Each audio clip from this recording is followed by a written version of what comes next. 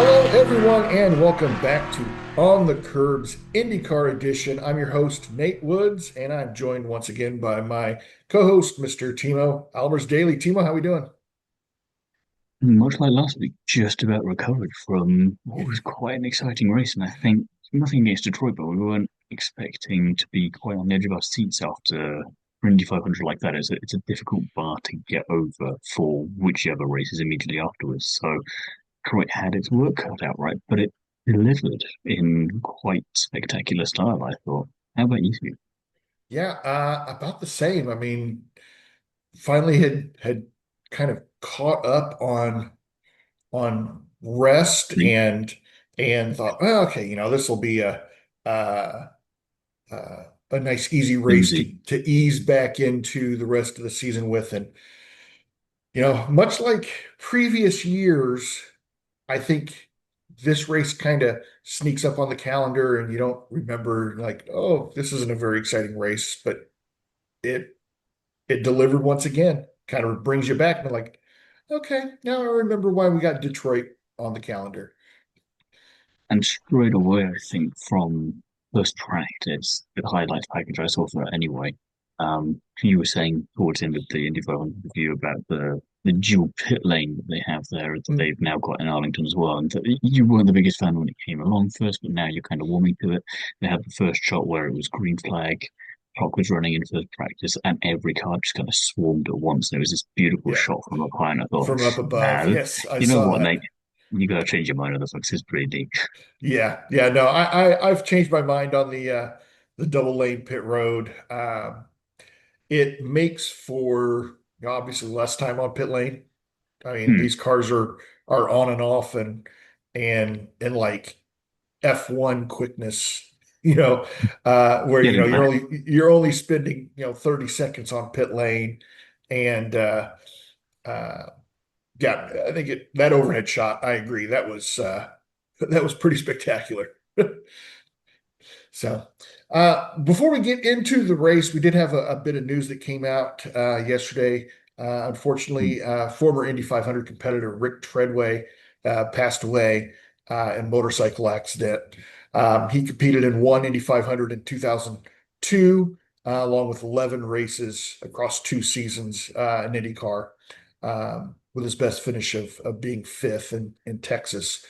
I also did get to see him compete several times at the Indy Legends Pro-Am race and got to meet him several times out the track. And he was a genuinely nice person, as well as a driver. And you could tell like he wasn't faking it. A lot of times when you meet a driver at the track and there's you know thousands of other people that he's meeting in a day that are all wanting something, a photograph, a handshake, autograph. Uh, I'm sure that wears on these drivers, but you could tell just genuine smile on his face and was happy to talk with people. And like I said, I got to meet him several times out there at the pro-am, and unfortunate uh, that we lose a driver, like we talked about last week with Hmm. Kyle Busch. It's unfortunate when we lose a driver to a non-racing I was just incident like thinking that. this. So Well, two things I was just thinking of that you reminded me there is first of all, we need some other news to come from the world of IndyCar because at the moment it just feels like we've got yeah, less of a news section, yeah, more of an unfortunate, obituary yeah. section each week at the moment.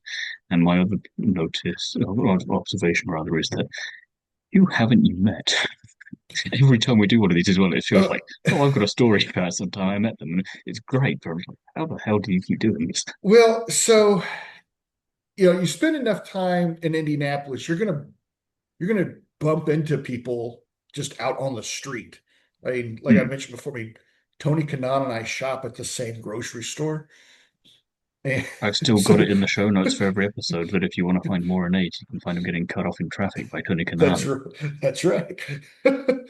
Um, and but there's so many different with all these drivers living around here now.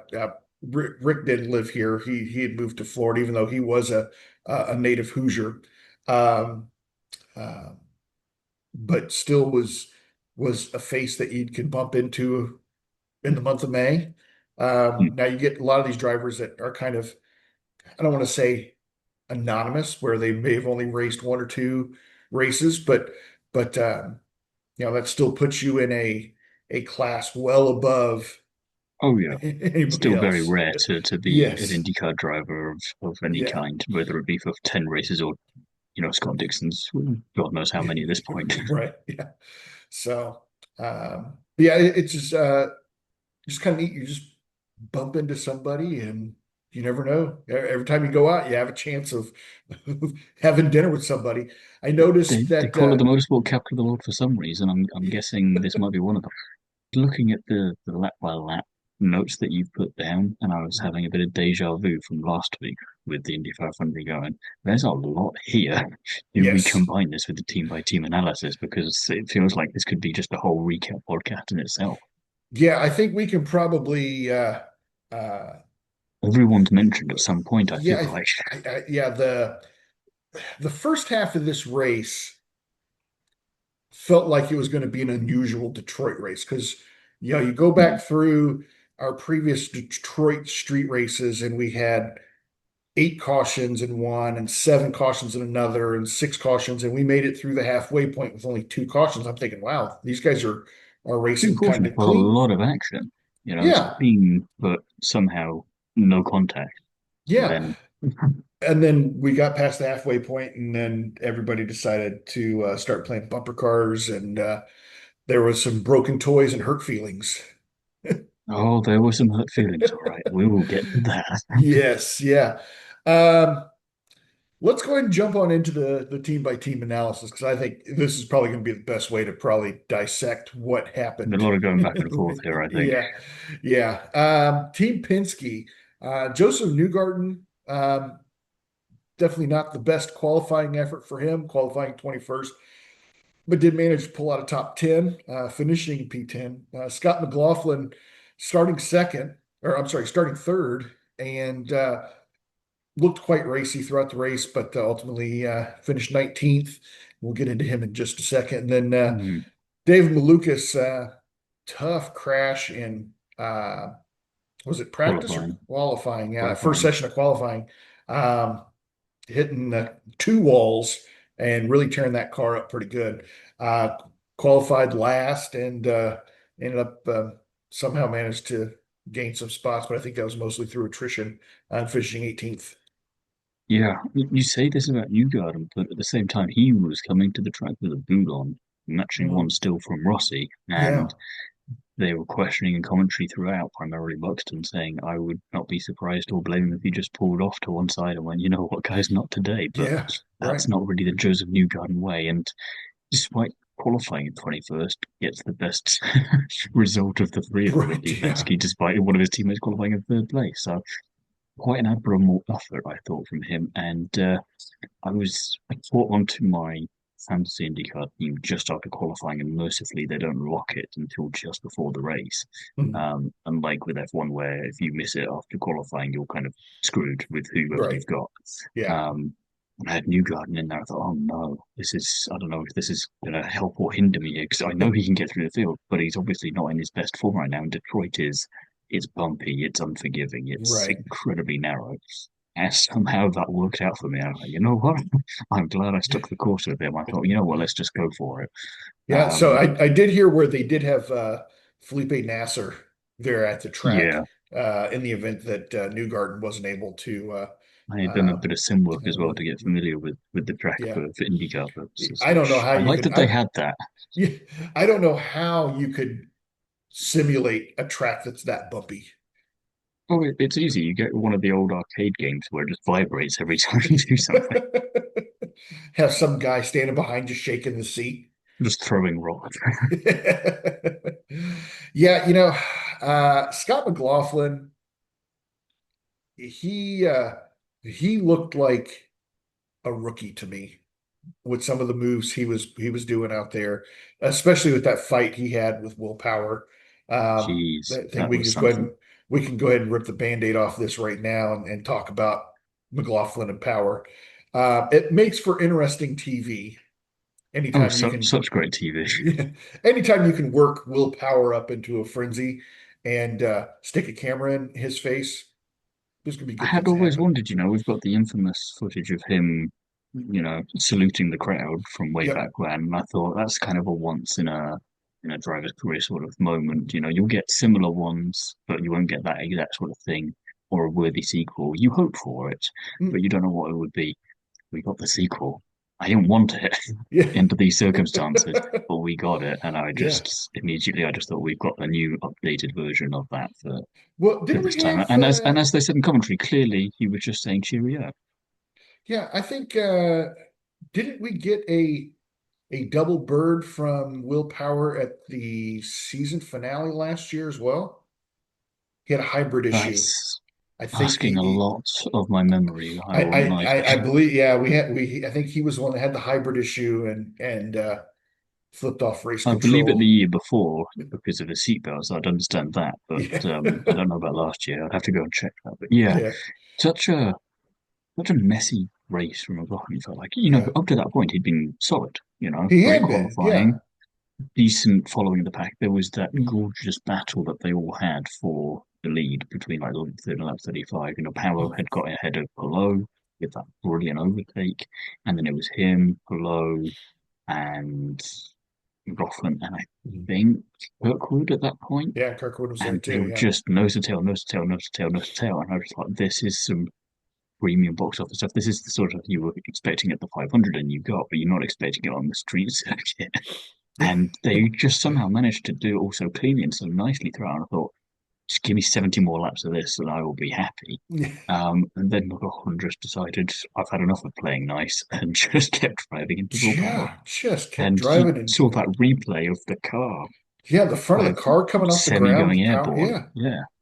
Yeah. Yeah. I mean, luckily that is Detroit is a lot of low speed turns and so luckily, for that, they're coming out of that turn at, 45 miles per hour. There's not enough speed to get too much air underneath that car. Had that been, a 70 or 80 mile per hour corner, that car would very easily gotten airborne. I was surprised it wasn't more damaged than it was, but because of those reasons that it wasn't. And then, it still probably had a bit of damage to it, and I think that's why when Rotten decided to run back into the back of him the second time, Yeah, yeah, that was what finished him off initially, essentially. And it's just such a shame because again, I like Scotty Mack. He had such a good race last time out. I yeah. thought, okay, this is him resurging in the season after the Indy 500, and instead he just plumps down in 19th, takes out his former teammate, and I'm hoping they weren't sharing a ride home because that would not be good conversation. Yeah, no, I think it would be an awful quiet ride. We kind of have, They're awful quiet or awful loud with no yeah, middle ground. that could have been awful loud, might have been the way it was. Yeah. We kind of have varying perspectives on the David Malukas Mick Schumacher incident there. I know why Uh, you have your opinion, but I'll be well, I intrigued to hear kind you of know, I justify kind of know why you have yours as well. Um, it. so, you know, coming It was out full of position. it I was think for that's a the first position, thing. So it wasn't a sense of I and get a both right to get past you for lapping yeah, or any of these circumstances. So yeah, I'm glad it wasn't that. both drivers had gotten loose in the previous corner coming Hmm. down into this corner. And Mick Schumacher had the preferred line, missed his mark, and didn't have any room for Malukas to turn.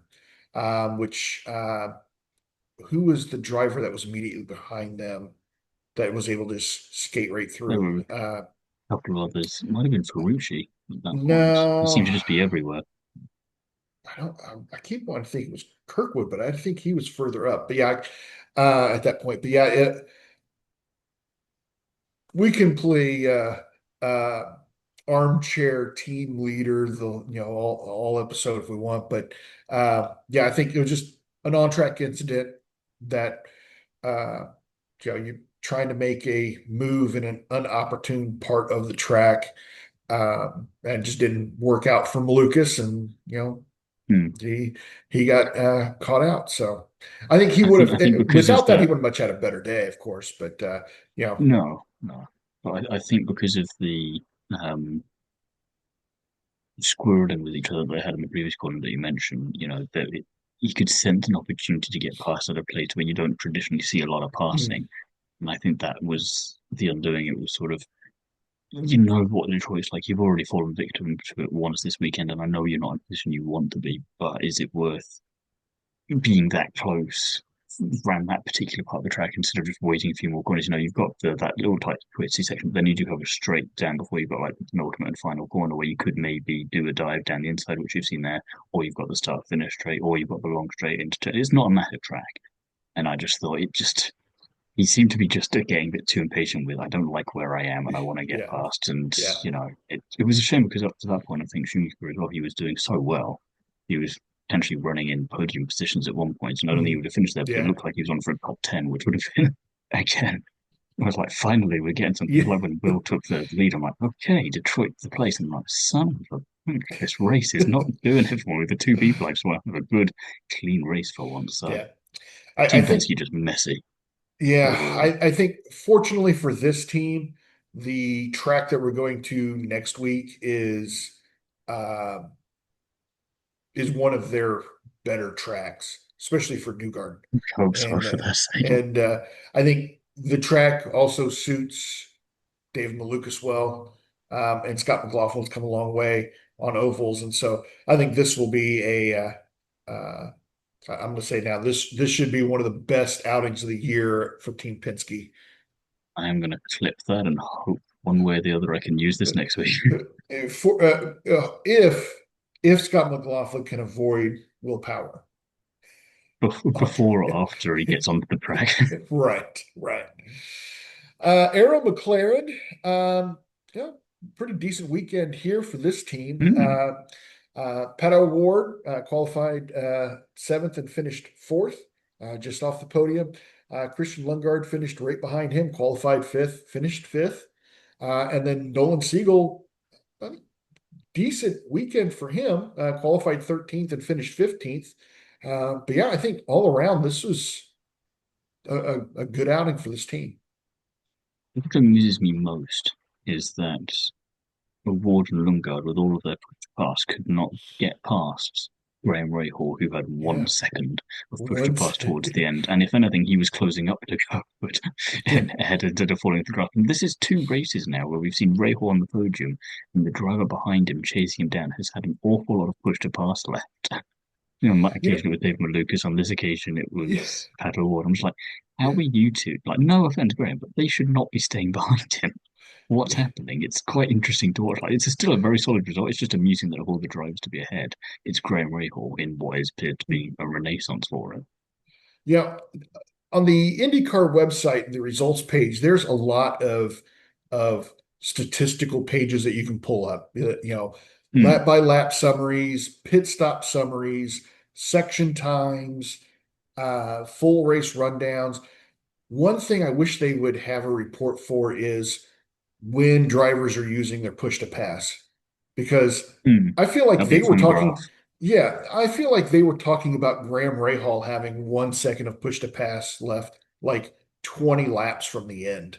I'm like, where did he Oh yeah, yeah. use all of that push to pass? Now, granted, he had an incident earlier in the I was race gonna say that he put got him spun back. down Yeah. by Rossi, And so so maybe he I'm used it sure all he then. had to use all of that to get back towards the front. But yeah, I mean, Graham gave everything he could keep those two, Ward and Lundgaard behind him, They're and they're did it. they're tricky customers on the best days, and they were on pretty good days. Yeah, Lundgaard's in a really strong piece at the moment.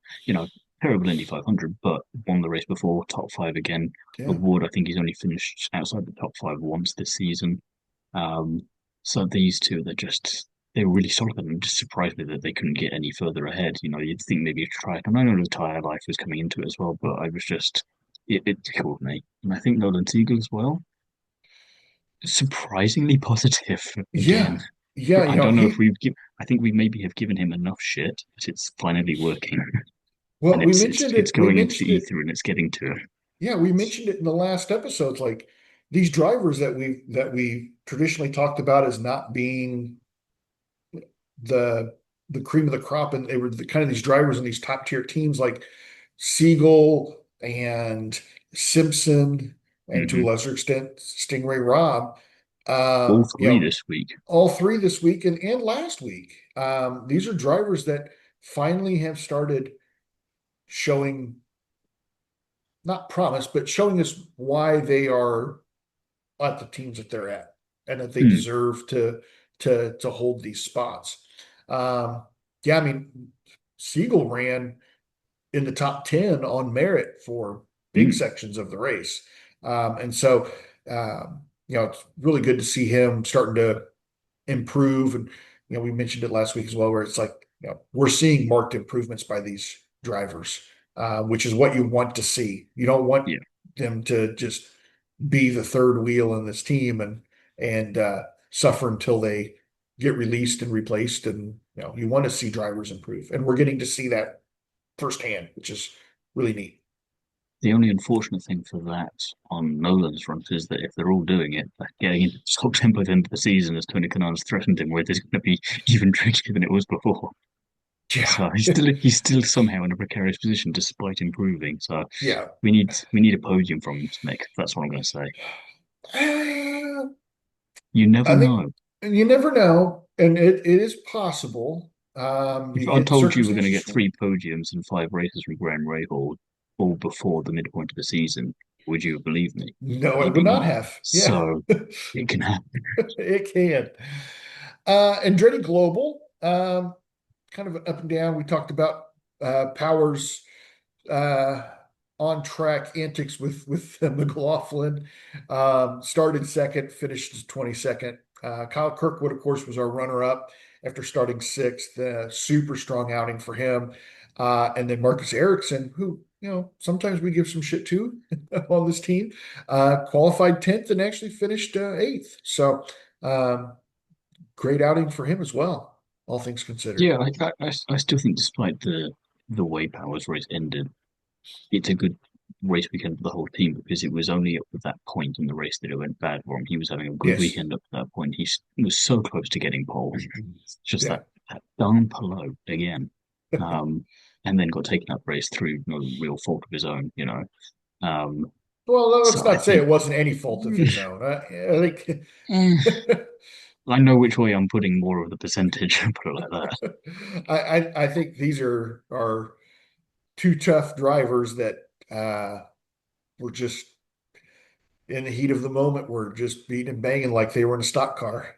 And The banging the first time I will give you, but I don't think he reversed into the front of Scott McLaughlin. That's all I'll yeah, say on that one. yeah, yeah, I'll get to that point a bit later because there is another driver that is related into that, which I think contributed to all of the antics that we saw.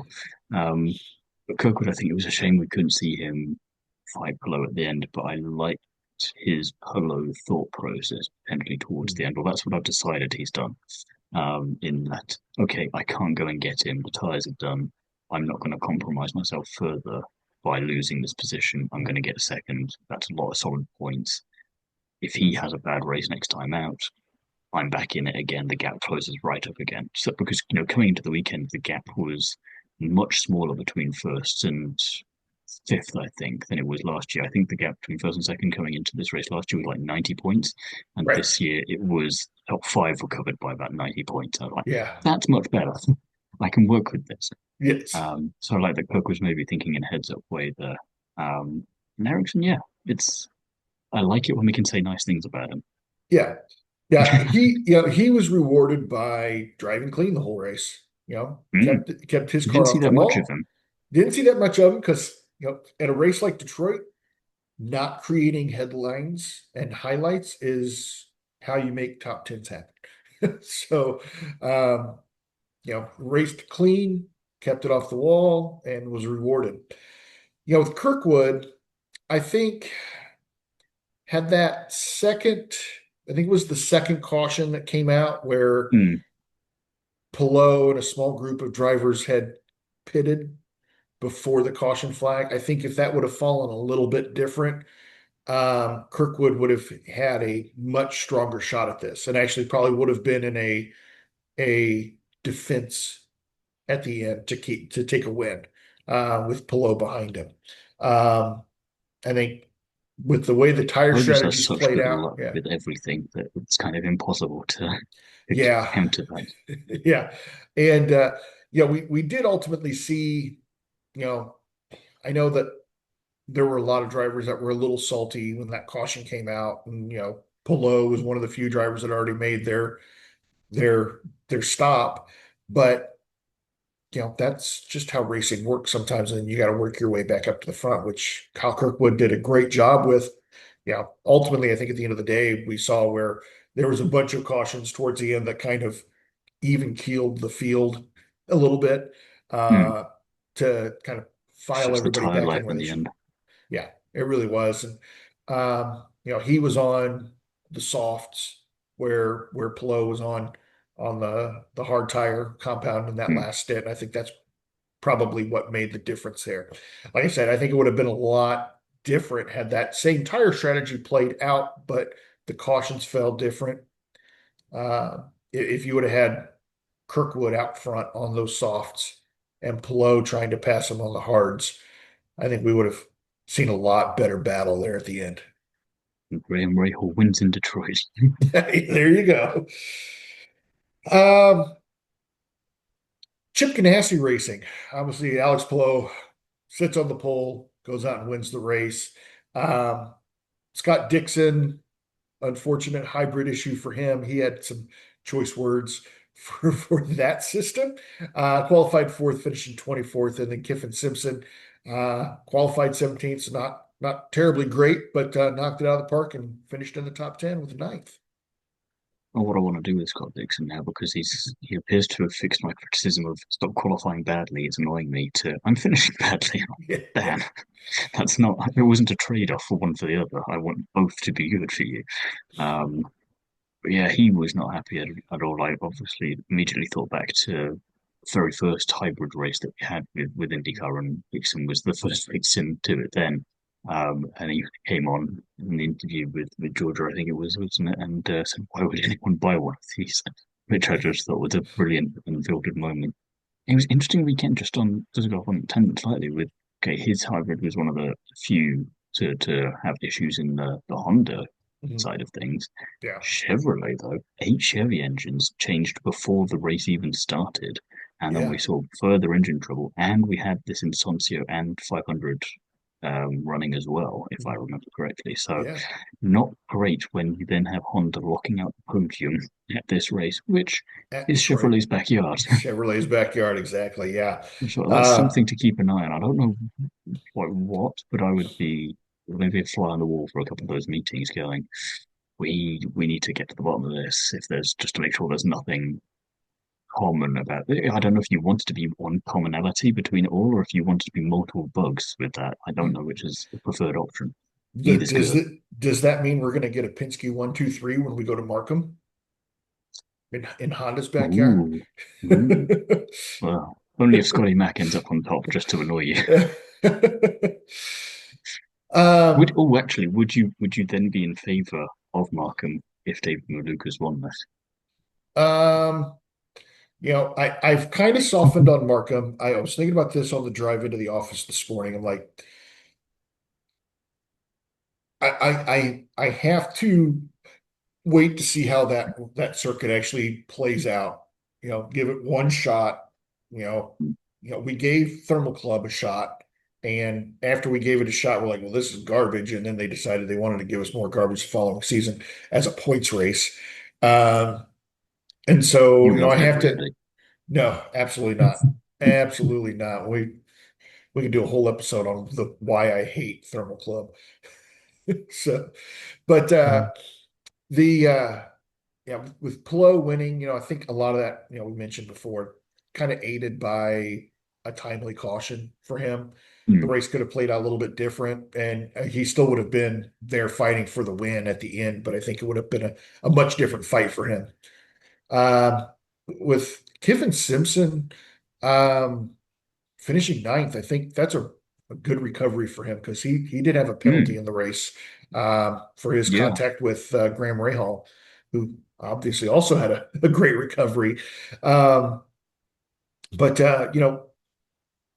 as we mentioned with when we were talking about Siegel, this is uh, Simpson's really shown a marked turnaround uh, Mm. here in the last couple races, and it's good to see from these drivers that we're getting to watch it. I think so. It's not made me confident that we're watching the next generation in the sense of 5, 10 years from now, we're going to be seeing three-way battles for the lead between Malukas, Siegel, and Simpson. But it makes me think about it a little, which is just nice in the sense of I could believe that if they found themselves up in the top end of the field now, definitely Malukas, but more so these two, and Yeah, you look at Paulette maybe as well thrown in there, you could see that all going all right. And it's just a teaser maybe of what the future would look like. And I could live with it. It wouldn't, if they can keep up this yeah, level of improvement, then yeah, sure, why not? yeah. In a couple of years, we might be seeing one of these guys battling for a win against Alex Palou. Yeah, who's on title 12 by that point. Yeah, yeah, yeah. Meyer Shank Racing. Marcus Armstrong qualified strong in eighth and finished 11th. And then Felix Rosenquist qualified 16th and ended up making it in the top 10, finishing sixth, which, traditionally the winner of the Indy 500 does not go on to perform very well in the following race. There's a lot of data. I'm not sure I would call it a curse, but I was but going to say, do you think he's foiled the curse? And I don't know if he well, has quite, but he's definitely done a much better job of circumventing it than we've seen anyone do in the past quarter of a century or so. yeah, they said that Takuma Sato finished sixth after his win in 2020, the following race. Um, Okay. But that wasn't uh, IndyCar, was it? no, that Or was was it? IndyCar. Yeah, Oh, wasn't it? Oh, damn. yeah, Damn, Taku's been around a long time and just yeah, didn't sure realize. is. But yeah, this was the 26th consecutive race that the winner of the Indy 500 has not gone on to win the Hmm. following race. So the streak continues. I've got to say, though, on the other side of the garage, I felt a bit for Armstrong in this one, particularly in his fight with Foster. You look at the end result, qualifies eighth, finishes 11th. I think that's not too bad. It's probably where we'd maybe expect, just outside or in around the top 10. But that fight with Foster, it rubbed me the wrong way a bit. I don't know if it did the same for you, but I thought I don't mind aggressive racing. I don't mind going for a gap and it not necessarily working. We've seen plenty of that, and not just this weekend, but just generally. Yeah. But there was just something about the way that Foster just barged his way past that just didn't leave a good feeling. It felt a bit too much, and I was then relying on the IndyCar officials to go slap on the wrist or something. I don't know. I don't know about a drive through. That would be probably too much harsh, but something. And then they just dismissed it. And I thought that's now going to. I think the commentator says, well, it's going to set an interesting precedent for the rest of the race. And I feel like I don't know if obviously I don't know if they all the other drivers were aware of that, if they got told that you can push a bit more, if you can do a bit more. But that was the first one of those kind of maneuvers that I saw. And then obviously later on, you get Ferrucci with VK, you get Simpson with Rahal, you've Right. obviously got Yeah. McLaughlin and McLaughlin and Power. Fowler, Yeah. you've got Malukas and Schumacher. And I just Yeah. thought, is there something in the water here, or is it just they've all been told you can push it a bit further? They don't seem to care too much if you just ram your opponent out of the way and get through that way. And I just thought we don't need that from Foster as much. Like it's nice to see him get his best result of the season so far, but I just thought he could have done that without being a bit of a dick. Well, when you compare his Foster's past techniques to what some of the other drivers were using to get past on the track, I think it was pretty tame. But I feel like this was the enabler for them to feel like they could. I don't know how. I feel like it's just I don't know how I can back that up with more than a gut feeling, but if from an outside observer, it just felt like that. Yeah. Uh, I think it was, I don't want to say that it was just good old clean racing. It What wasn't. it wasn't necessarily the cleanest racing, but I think out of all the bump and runs that we saw, in the race. I think that one was probably one of the tamest ones we saw. I think for me, the only issue I have with that sentence then is that just means that, okay, this was a bad thing, but because it wasn't a terrible thing, I can get away with it. You know, like, Could I've be. committed crime A over here, but crime B is a lot worse. So we're going to prosecute you for that, but we're not going to prosecute you for this.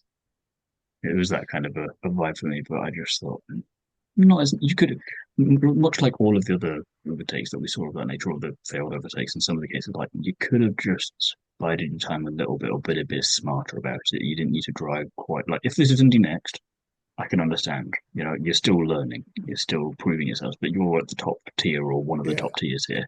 Act like it. Well, and we didn't see what led up to that either. Was was Armstrong making his car too wide for Foster to get by? Was there some, swift blocking that was going on in the Well, it turns looked leading like up coming to out of it? that turn that he was going wide on the exit of that corner, so he would have been able to sneak past anyway. And it didn't feel like he needed to go bong in Yeah. the same way that Scotty did with Will. Yeah. I think Foster seemed to have been fighting a fairly loose rear end big chunks of that race though. And so Mm. like he would have had to have known that the back end would have kicked out and slapped If Armstrong anything, around. that's another nail in the But coffin for him on that one. That's not a defense. but then but then you also have to think, well, Armstrong felt a little jaded after the 500. Hmm. And it was There's his nothing racing more jaded style now. tweaked up a little bit after last week, so He's going to be thinking um it wasn't tweaked up enough, maybe after that one.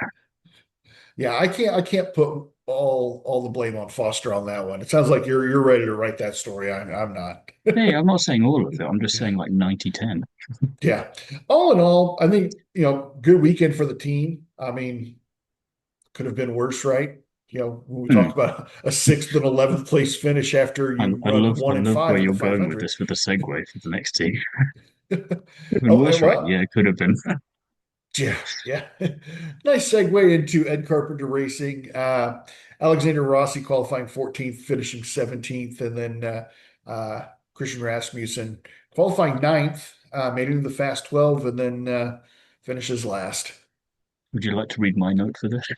Let's see. The good luck just keeps rolling for ECR. If you don't laugh, you're crying. Yeah, right. Uh, Rasmussen, that was a pretty hard lick that he took, slapping the side of the tank and the wall, I thought. Well, I seem to be on brand for the team because Rossi did that before the race even Rossi did started. it. Yeah, that's true. Yeah, yeah, that's true. We were, I think, was it the first warm-up lap? Hmm. I think that Rossi slapped the wall. Good slap as well. Not kind of Yeah, like a nice little kiss. It was I'm beating you. yeah. I'm testing where the limits are, and I just got a little past, but Rossi, I mean, geez, I mean, this guy's already beat up after Mm. what took place earlier in the month, and then goes out here to one of the roughest courses we have, gets beat up some more, and then Beats up gets Graham a little bit. gets slapped with a couple penalties to top it off. I can look at like you and I'll give him a pass in some respects to this because you're still walking wounded and you maybe Yeah, shouldn't be in the car and other yeah, circumstances. But respect that you did go and do it. I'll be interested to see how they both do in the next race, given it's another oval, and if anything goes wrong there, that's going to be more yeah, serious, I would say. yeah, But yeah, I don't mind the end result for Rossi on this one too much because I'm just happy you started in a decent position and finished in a not terrible position in the grand scheme yeah. of things, you Because know, he because was, considering everything thrown at you, it's yeah, respectable.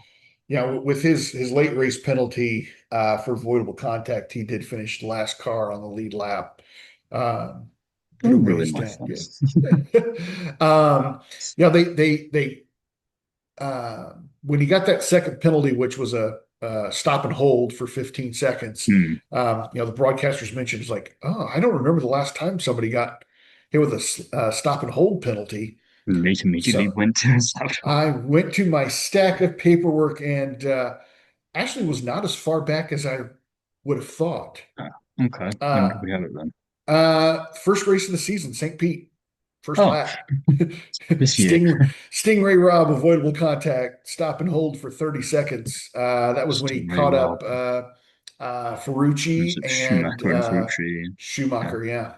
And There was me uh, thinking you had to like scroll back a couple of years. Well, that was only a couple of years ago. No, it's well, not even yeah, a different season. yeah. I mean, I've got 4 years of paperwork down here in the drawer. I pulled it all out, thinking, "Oh my gosh, I'm gonna have to go through all of this." And then I'm I just glad for your sake you didn't take it and turn it upside down. I'll start at the end. start in 2022 and work my way forward. Yeah. Um, yeah. So, uh, tough weekend for Rossi and abysmal weekend for Rasmussen. But Tough into the month when you think about it. It's still May at that point. yeah, I think this is going to be a team like Penske where I expect a strong turnaround for them this Hmm. coming weekend. I think this is It's a an track oval. that, Rasmussen's got to be good, right? well, yeah, I mean, you figure all of his highlights for the last couple seasons have come on ovals. So, It's going to uh, be. And yeah, I think it's going to be a fun one to watch for this team. Fingers crossed. Hopefully, that good luck, quote unquote, doesn't continue into next weekend. A.J Foyt Enterprises. I think this is another team that probably had a weekend that they wish they could have just skipped. Santino probably not Ferrucci. Ferrucci's best birthday. Yeah, well, yeah, this was his birthday even, and uh, just didn't have a great weekend. Qualified 22nd, finishes 23rd, and then Cal Colette, qualifies 19th, finishes 16th. So better than he started, but And we did see a still, lot of him, right? He was caught up in some tight battles for like 18th at some point. There was yep. again, it was like the battle we had in first place with four cars. It was four or five cars, most to tail each of them, and he was just in the middle of it, going, "How the hell have I found myself in the middle of this?" Yeah. Um, but quiet progress. He's still a rookie. He's not Dennis Hauger, but he's showing why he was able to take the fight to him at times, right? I think Ferrucci again, contact with the VK earlier on in the race was very Ferrucci-esque. Yep. And then for me, ruined the Kirkwood Polo battle. I think if it hadn't been for him, pulling over to the side of the road with his issues, we might have seen Kirkwood get past Polo at that point. I think there was still enough life in his tyres at that point in time. And Ferrucci was like, no, I was a lap from now when it's done. God damn it, Polo just has the best luck. Well, we never got any indication from Fox on what happened to Ferrucci. What engine does he have? Aha. Is That's that my what it only. was? Is They that said what it eight was? before the race even started. It Yeah, it's wouldn't be true. surprising. Yeah. Was he one of the drivers that took a new engine? I don't know if he took a new one, but he might need a new one, is my I think he's thinking. gonna it's gonna need, yeah, because I mean Chevy had, was it they did It's 8 eight. engine changes, but there was one driver that had to take two. Um You know what? Knowing ECR's luck, I wouldn't be surprised if it was I, Rasmussen.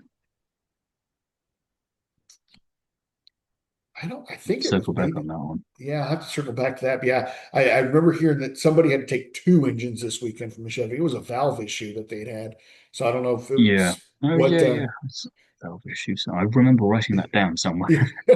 Damn. So I think you're probably correct in assuming that that's probably what it was that happened. But it was like they're like, oh, Santino Ferrucci stopped on track, and the caution flag comes out, and they throw it to commercial, and then they Hmm. come back, Never and seen again. they don't even mention Santino Ferrucci after that. So I'm like, tell us what's going on, Fox. We're not there I'm just watching what you're picturing at watching. that point, he's going back to the garage and he's just about to like get into his birthday cake, and Will Power just arrives and he's just on a rampage and just slaps the cake out of his hand, going, Smashes "No the one's cake. having a happy time today." No cake for anybody.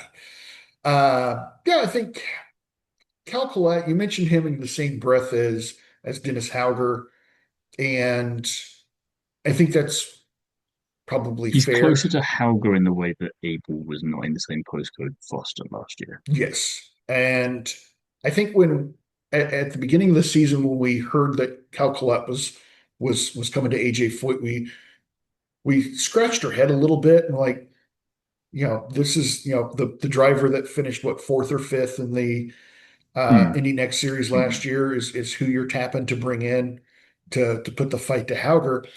I think Collette has improved more this season than Hauger has. Now, I wonder how much of points, that is down to Hauger peaking immediately in the first race and points, then maybe giving us unrealistic expectations. when you look at the points, Collette is 38 points behind Dennis Hauger right now, Hmm. which It's not is much. not insurmountable in the least. Um, I think we've seen a more of an improvement from Collette. I think Hauger, I don't want Got to more say he's been expectation of him. disappointing. I don't want to say he's been disappointing, but I think we held him up pretty high after what we saw from him in Indy next last season. We And thought, then in the first round of the season this year, yeah, he landed immediately. And then he had that, Phoenix didn't go his way, but he had that impressive save. And we've seen these glimmers. And I think maybe this is where the difference in machinery comes in. You'd rank A.J Foyt as a team above Dayle Coyne, certainly. yeah, And maybe that's on display, whereas Pellet, he has the same task in a way that Ethan Simpson has at Chip Ganassi. It's in the same way that not comparing, Santino Ferrucci to Scott Dixon or Alex Below, but you've but got a vastly experienced teammate in comparison to you. He's been there, he's embedded with the team. No one's expecting you to beat him off the bat. Whereas Helga's got Grosjean, who's been out of it for a little bit, has never won a race in IndyCar, and you're being the next champion, you have a bit more expectation, potentially in the same way that Foster did last year and was able to get away with some of the results that he did because of the team he was in. And the fact that the man whose name I can't remember who Mick replaced was also in the team, and that uh, didn't exactly hurt DeFrancesco, him. yeah, Yeah, if you're going to be compared to him, you're probably going to be all right. You yeah, know, so I think Howard is just in that awkward spot where he's not doing badly, but he's not necessarily living up to the expectations. But I wouldn't say I'm yeah. disappointed either. And Collette got some airtime late in the race with his nose cone. Yeah, The I don't know tip of where the he lost nose that. cone, yeah. We never found out where he lost it, and I never saw if he came in to replace the nose cone or not Hmm. during one of those late cautions. I was surprised to find out that there was a tether on that little tip of the nose cone. Yeah, because it was I dragging It was dragging under or the hanging car off. and Yeah, flopping around, and I, I was surprised to see that that was built into the car. I mean, I know the nose cones have tethers, the full wing assembly, but maybe the that budget for the team doesn't stretch to we can only have so many of these. We've got to keep them, so we've got to put a little bit of string on it just in yeah. case. And so I'd have to go back and see, lap by lap, was he running a little bit further ahead um, there towards the end, and then had to come in to IndyCar made him come in to replace the nose cone, or the team decided Hmm. to come in because he was with uh, Rossi notwithstanding, he would have been the final car on the lead lap Hmm. in 16th. So I'm wondering if maybe he was running a little bit higher and had to come in to replace that front wing assembly. I'm now just wondering if Ferrucci took it afterwards and used it as a party hat. That would have been, I could see Ferrucci doing that. That sounds like something Got to Ferrucci would recycle. do. Yeah, that's right. Rahal, Letterman, Lanigan Racing. Obviously, we've talked about Graham Rahal with his podium finish, We've and amusingly talked about all three of these drivers without getting to the that team. is true. Yeah, without even getting to the team, this is why we decided to skip the lap by lap Yeah. analysis, I guess. Um, Qualified 12th, finished third. Mick Schumacher qualifying 23rd, finishing 21st, and then Louis Foster qualifying 11th and raking up a top 10 on the season, finishing seventh. Yeah, his second P7 of the season, I think. Yeah. I can't remember where he got his other one, but say like Arlington or barber somewhere. But again, Schumacher again, I'm just devastated on that one because he was running so near the top at points on Mhm. merit and a little bit like power, just going nearly, nearly. But no, I'm now just fully committed to the chaotic dream of wanting power and Schumacher on the podium at the same time. Somehow it's like they get redemption together and they can go to the bar afterwards and go, yes, we finally got it. Stingray Rob can have third. Why not? I'll be generous. And you've got this bonkers podium. Let's see if we can get that this weekend. I'm just loving this resurgence from Graham Rahal. It's not Yeah. where I thought I would see him, but it's just nice. There's no other word for it. It's just nice to see.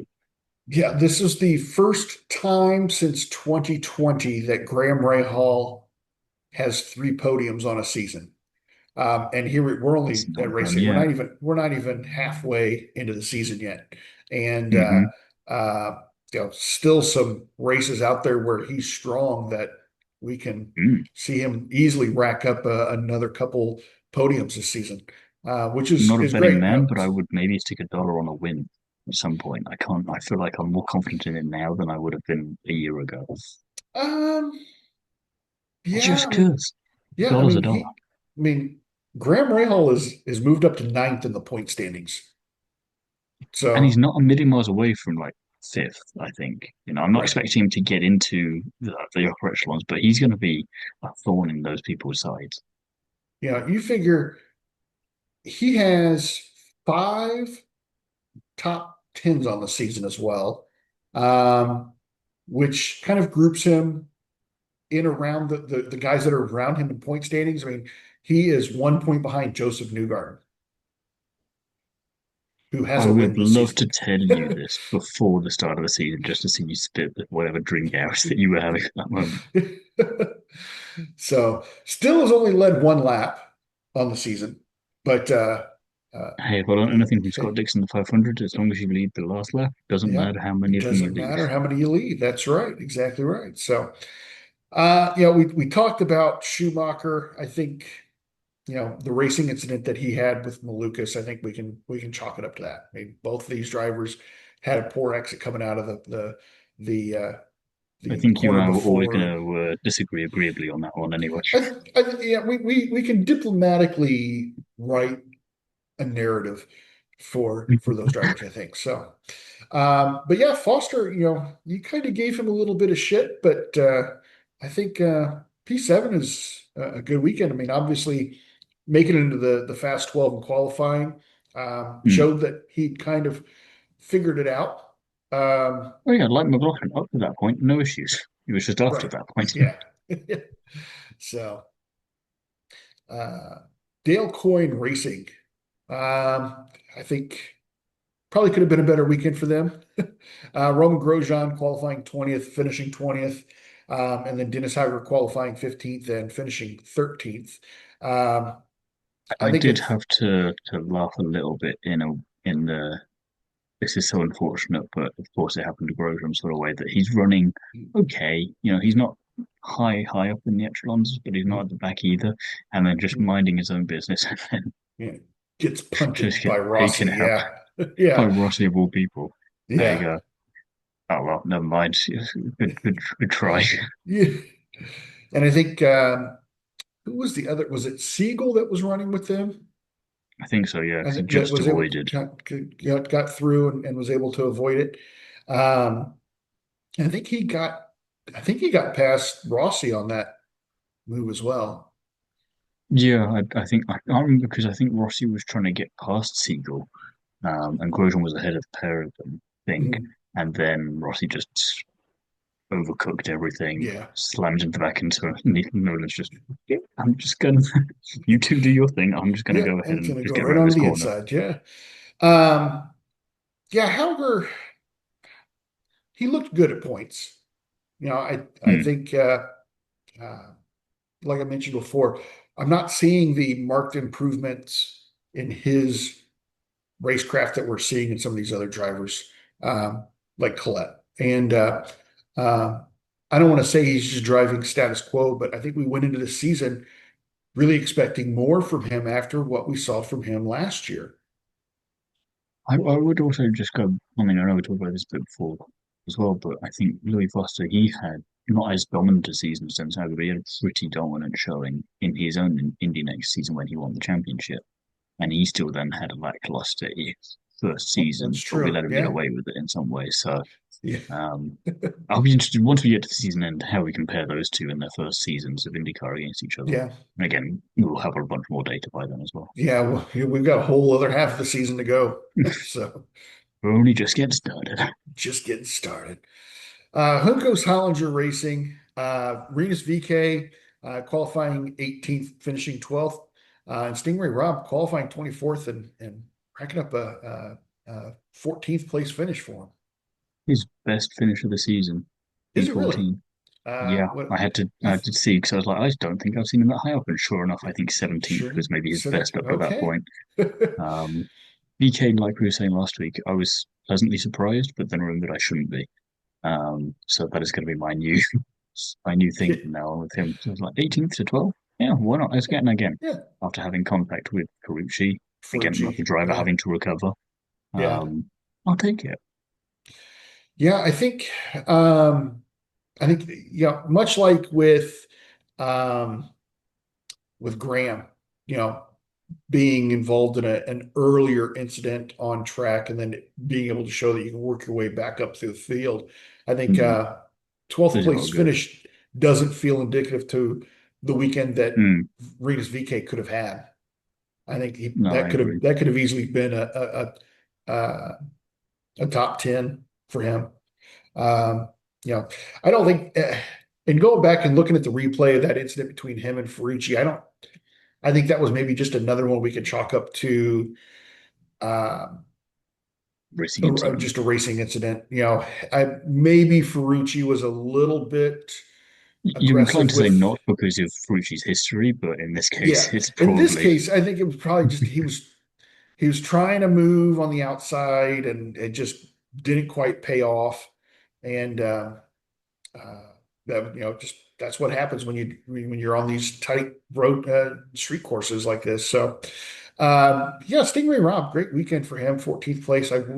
Would not have pegged that to be his best finish of the season though. I feel like he would have it had, says a lot on both ends there, doesn't it? yeah, I would have to go back through and see like previous If he's seasons. I ever feel like finished higher. yeah, I Yeah. think maybe.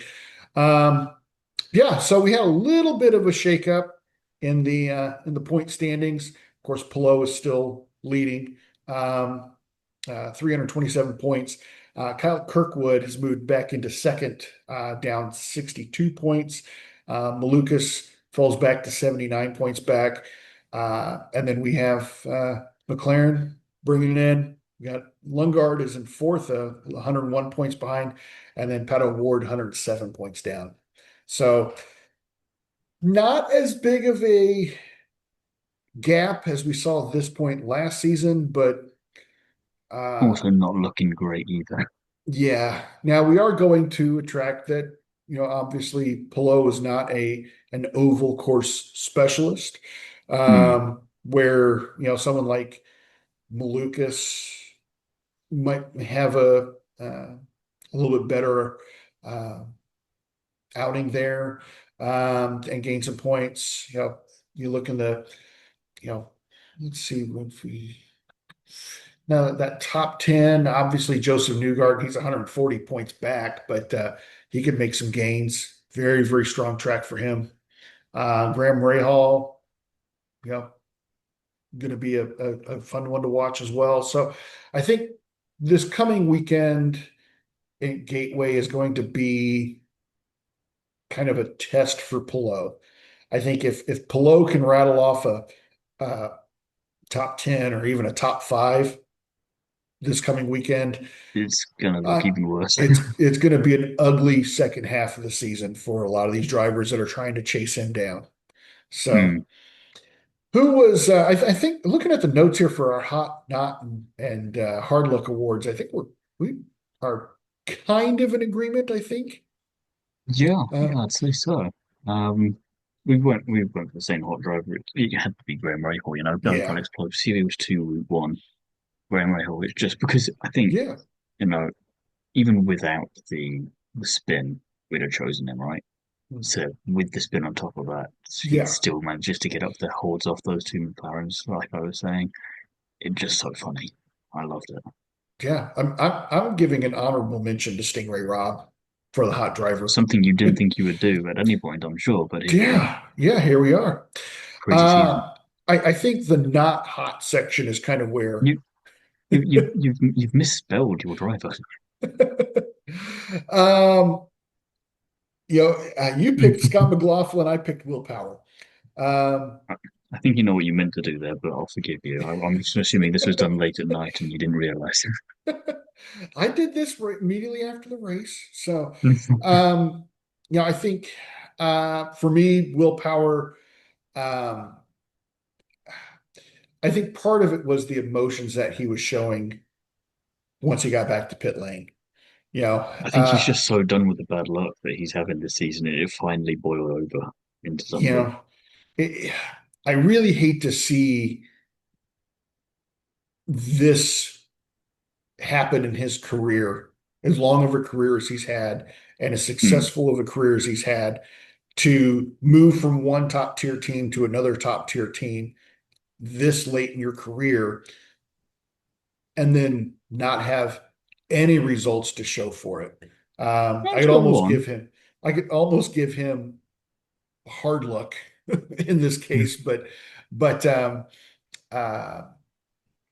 yeah, I mean uh, the battle between him and Scott McLaughlin. I think I could have put Scott McLaughlin down as mine. I Um, did.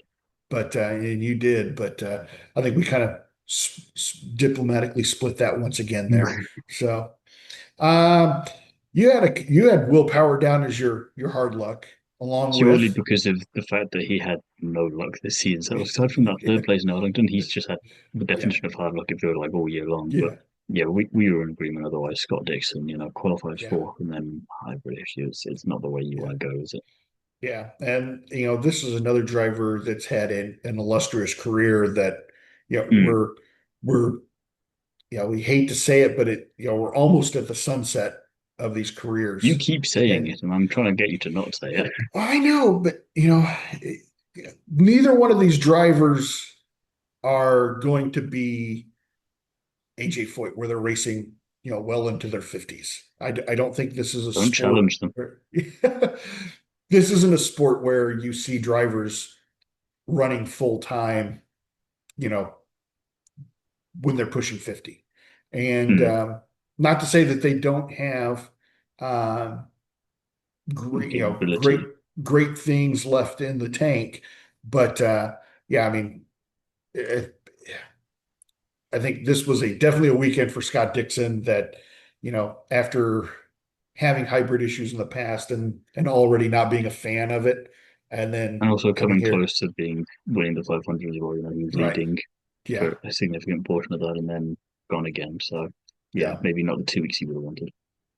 So not only were we treated with a good race in IndyCar, but we also had a great Indy Next race in Detroit as well. I don't know if you got to Yeah. see any of the highlights from this race or I, not, I but I got to see the highlights for it, and I did like how the start mirrored. I don't know if you saw the GTU race that happened in Monza, but spoilers if you haven't. Very reminiscent of the start, but on a much larger scale. Go and check that out. But yeah, just literally taken out from pole immediately, and you go, you poor man, yeah, I mean, he has just tried. driving along and minding his own business. Yeah, Bam. yeah. I mean, he's one of those drivers where he either has the best luck imaginable or the worst luck. There's no in between. He's not going to have just a strong outing. He's either going to have a dominant outing or he's going to have the worst weekend imaginable. So, Hmm. um, late in the race, though, it looked like uh, Miles Rowe was was going to a uh, have a win. And Hmm. he's a driver that's kind of had a down season It's this kind of this mad that season. we were considering that this was going to be his first one because we just would have assumed he would have had at least a couple by now, and the fact that he still hasn't got any is mad. Yeah, I mean, racing hard with Kucharzik and then Fittipaldi, I think, was running third at the time, and they Hmm. both get wide, and and I'll take that. and Thank then you very much. yep, and then Fittipaldi squeezes through and is able to squeak through. That race did end under caution, which happens from time to time now. Max Taylor was was looking good, but unfortunately uh, had an accident there at the end. This shook up our point standings a little bit in Indy Next, and it is a very close race. Mm, And I think I really truly hope that this season isn't like previous seasons where you know, we're relying on Indy Next to give us the headlines because IndyCar yeah, is a runaway. But Enzo Fittipaldi is leading with 266 points. Nikita Johnson's just 7 points back, and then Kacharzik has is now only 8 points back. he's been in the Uh, top five in every race so far this season. yeah, yeah. And then rounding out the top five, you have Max Taylor is 38 points back, and then Lockie Hughes, he's 90 points back. So it's going to be a tough hill to climb for him to get back and start challenging these guys. But yeah, I mean, to be what are we 5 or 6 races into their season now? Get back to you on that one. Yeah, but to have your top three drivers within 8 points, Oh yeah, still great. yeah, Even I after mean, one round, sometimes that's still surprising. exactly, yeah. So that wraps it up for this week. We're going to be back in one more week. This kind of Went by marathon of fast now. races just continues. We're moving on to St. Louis, the Bommarito Automotive 500 group from Gateway Worldwide Technology Raceway, the longest race name of the season, I believe. Easy for you to say. All right. We mentioned Team Penske hopefully having a strong turnaround at this race. Joseph Newgarden has won 5 races here in the last 10 years. I So wouldn't say no to it again. other Literally drivers in the 50-50. yeah, I mean basically, I mean you look other drivers that have won here. Power won back in 2018. Dixon has a pair of wins here in 23 and 2020, and then Kyle Kirkwood was our last winner here last year. Yeah, of So course. Yeah. Oh, how I would love weird that. weird timing for this race as well. And I haven't had a chance to look at the TV listings to see what is going on Sunday, but Might be just because of the football. That's this going to come along race at some point. this race starts at 9 o'clock Eastern Standard Time on Sunday night. Oh, geez, really? Yeah. Oh, I'm screwed. Yeah. So you might be watching a Ah, replay, but yeah, I was looking, it's like that doesn't sound right. And then I kept looking at it, I'm like, yeah, that's Sunday. Why are they having I'm a going to go nap now in preparation for that. in preparation? So let's see. Practice is at 12:30 on Saturday. Qualifying's at 4:30, and then final practice is at 9 o'clock Saturday night. So uh yeah, I will definitely have to take a nap before that one because I mean that's going to finish close to midnight. So, I mean, I'm all for having a night race, but maybe put it at the beginning or the end of the season when, we're we get dark a little Pressure. bit later. Mm, Yeah. mm. So, but we'll be back next week to cover all of that. And we will hope to see everybody again real soon.